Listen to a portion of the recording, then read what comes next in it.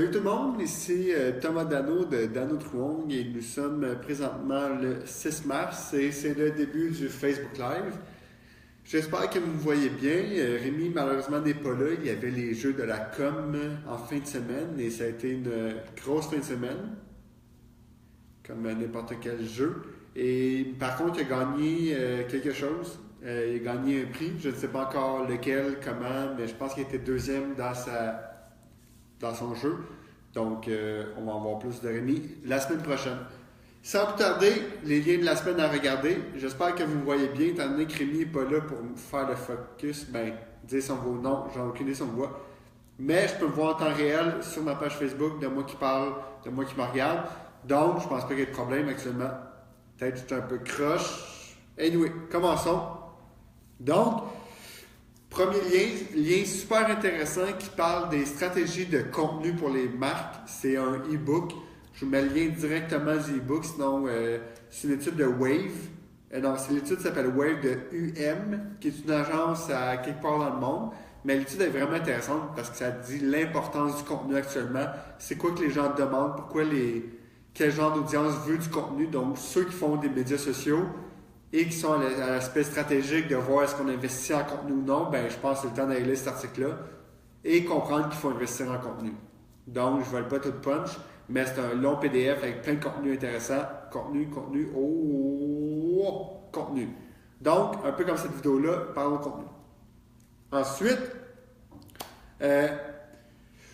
Mashable qui dit que Facebook de plus en plus va regarder le type de réaction qu'un post a eu. Il va augmenter dans le feed un peu. L'algorithme va jouer avec le type de réaction.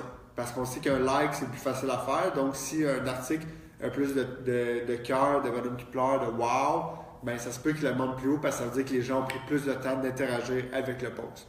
Donc, qu'est-ce que ça veut dire, ça? Ça veut dire qu'il faudra à l'avenir peut-être mettre plus d'importance sur les réactions. Donc, à suivre.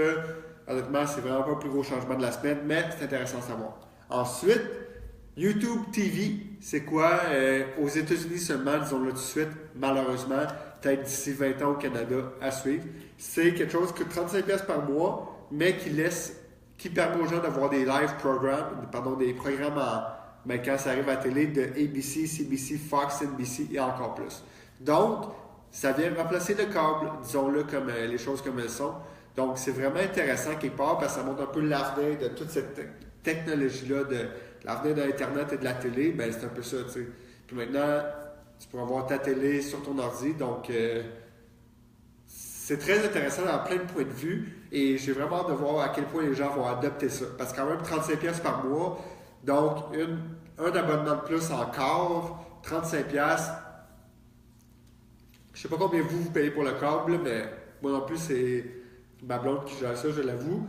Mais 35$, c'est pas donné non plus. Si on pense en plus, tu ajoutes Netflix, aux États-Unis, tu peux acheter Hulu, Amazon Prime, bref, ça finit plus les frais mensuels. Donc, à voir est-ce que les gens vont bien accepter ça ou non, à suivre. Ensuite, avant le dernier lien, déjà, all business can now run ads and stories. Pour ceux qui ne savent pas ce que les stories, je cherchais mon iPhone, mais c'est avec ça que je me filme, donc je n'ai pas mon iPhone dans mes mains.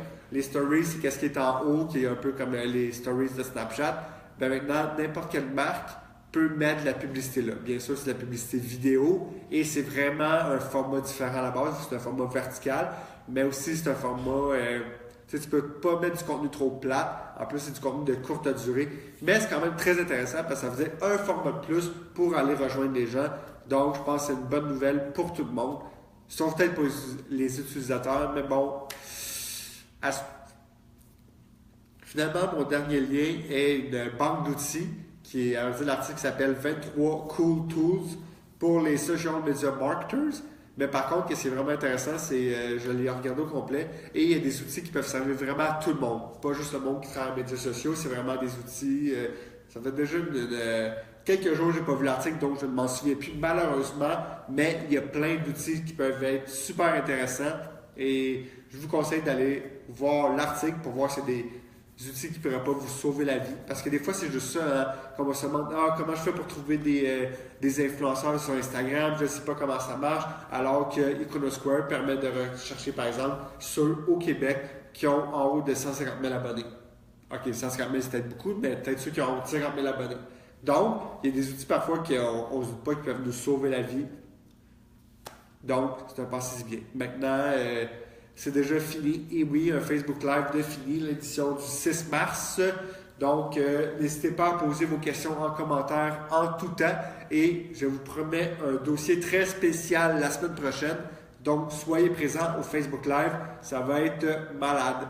Je ne veux vraiment pas voler de punch, mais ça va parler des chatbots. Donc, je l'ai dit. Donc, n'hésitez pas à poser vos questions sur le Facebook Live, sur les chatbots, sur le marketing en général, en commentaire de la vidéo et ça me fait plaisir d'y répondre. Sur ce, bonne semaine.